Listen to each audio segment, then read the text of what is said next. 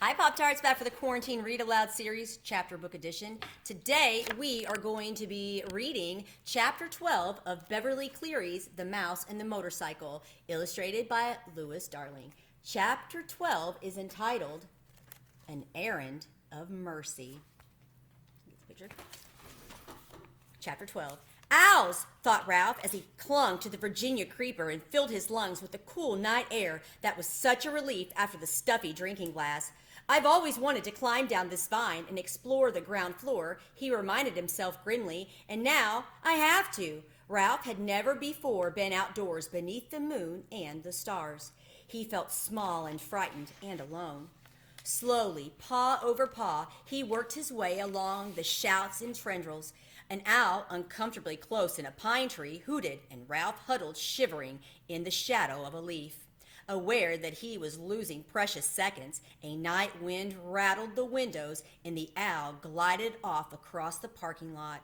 Ralph inched his way down the vine. It was a long, winding route full of detours to the ground floor window, which, to Ralph's relief, was open.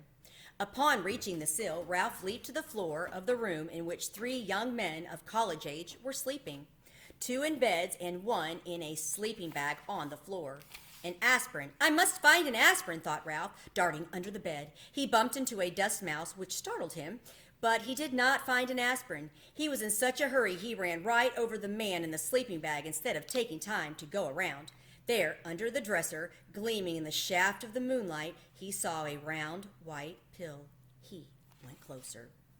Yes, it was really an aspirin tablet. At last, Ralph was positive it was an aspirin tablet, an aspirin and not some other pill because it had letters stamped on it. Ralph could not read the letters, but he knew they stood for aspirin. He had been warned about them often enough. Now, all Ralph had to do was figure out how to get the pill upstairs to room 215. Telling himself that in spite of all that had happened that night, it could not be much past 1 o'clock in the morning, Ralph half pushed and half rolled the aspirin tablet around the man in the sleeping bag to the door. He shoved it under the door and with great difficulty squeezed under himself. The first floor carpet was thicker and of better quality than that of the second floor. Ralph worked his way with the aspirin down the hall to the lobby where the night clerk was asleep on a couch. The glassy eyes of deer heads mounted on the knotty pine wall seemed to stare at Ralph, and so did the giant eye of the television set. He slowly moved his precious load across the lobby to the stairs, and there he stopped. How could he manage to get the aspirin up those stairs? He picked it up and tried lifting it, even though he knew he could not reach the first step with it. The night clerk tossed on the couch and made a gobbling, snorting noise. Ralph dropped the aspirin in a panic and looked wildly about for a hiding place. With one terrified leap, he dived under the grandfather clock between the elevator and the stairs. It was immediately plain from the dust that no one ever cleaned under the clock. Aha! Aha! Ralph struggled to control a sneeze. Above him, the works of the clock began to make grinding noises. Achoo! A sneeze could not be held back. Bong! The clock struck 1:30, forcing Ralph to clap his hands over his ears. How his famous ancestor, the one that ran up the clock, Hickory Dickory Dock, stood the racket, he did not know. Peeking out, Ralph discovered that the night clerk had slept soundly through the din, so he ventured out from under the clock to continue his struggle with the aspirin. Since carrying the pill up the stairs was impossible, Ralph had to find another way. The elevator, ridiculous, a mouse could not run an elevator. Then, quite unexpectedly, a whole plan of action popped into his head. Ralph had a genuine inspiration. First, he rolled the aspirin to a safe place behind the ashtray stand beside the elevator. Then, empty-pawed, he climbed the stairs to the second floor and ran down the hall to room 215, where he squeezed under the door. Keith was still, half awake, his eyes glinting with fever under their heavy lids. Psst, said Ralph. I found an aspirin for you. Murmured Keith. An aspirin tablet. I found an aspirin. Where is it? What? Keith was more awake now. Down on the first floor. Oh, Keith was obviously disappointed. Now wait, said Ralph. I can get it up here, but I've got to have some help. You'll have to let me take your sports car.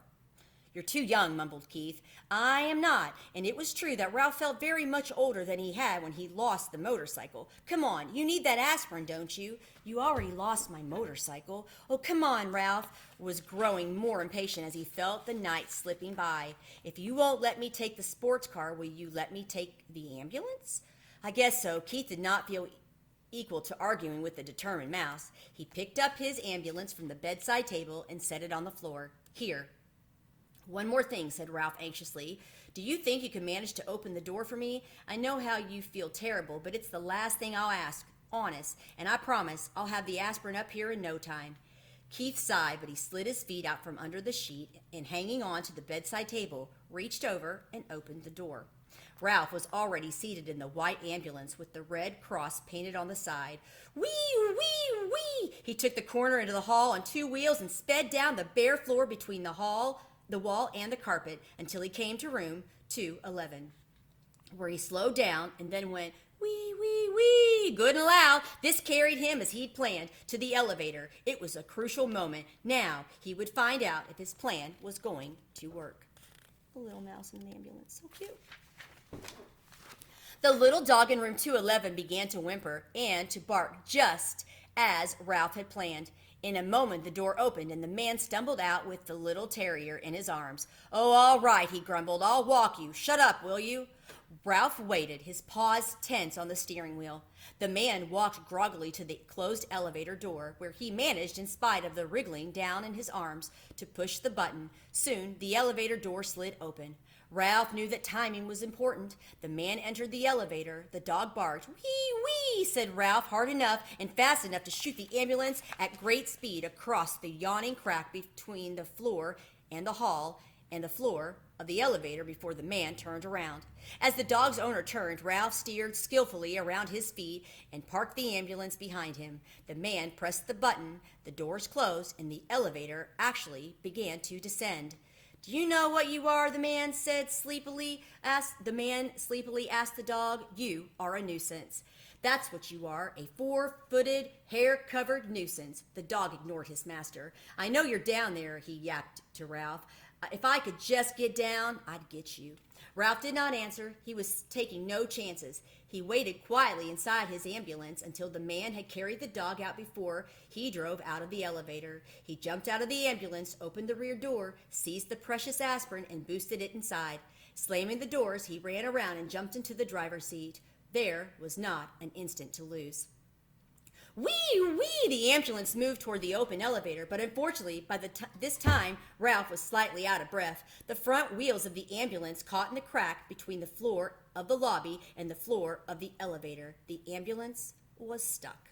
Oh, no, thought Ralph, not now. I can't fail now. Wee, wee! He managed to gasp. The wheels spun, but the ambulance did not move. Ralph jumped out, put his shoulder to the rear of the vehicle, and pushed with all his strength. Nothing happened. In a moment, the man would be returning with his dog. Desperate, Ralph climbed back into the ambulance. He took a breath so deep he thought his lungs would surely burst. Wee, wee, wee! He made the sound hard and fast and high-pitched. The wheels spun. The ambulance moved, slowly at first, and then, as the tires got a grip on the floor of the elevator, it shot out of the crack and across the elevator and hit the rear wall with a bump. Ralph collapsed over the steering wheel, limp with relief. Just as the man came back through the lobby with his dog, I guess some boy lost his toy ambulance, muttered the man, more awake now as he stepped in and pressed the button. Toy, thought Ralph indignantly. This ambulance is carrying medical supplies to the sick. Boy, my foot, yapped the terrier. It's that dastardly mouse. Let me down and I'll get him. Ralph did not try to answer. He was saving all his breath now to get the ambulance across the crack once more. The man slapped the dog lightly on the nose and said, Be quiet. I took you outside, didn't I? Fortunately, the elevator door stayed open between the man as he walked out, so Ralph had no trouble driving the ambulance out and down the hall to room 215. The door had blown shut, but he did not care. He jumped out of the ambulance and ran around to the back where he unloaded the aspirin, shoved it under the bedroom door, and squeezed under after it. Hey, Keith, I've got it. Ralph was filled with triumph. I've brought you an aspirin. And that is the end of chapter 12. We'll see you back for chapter 13 and the conclusion of The Mouse and the Motorcycle. Have a great day.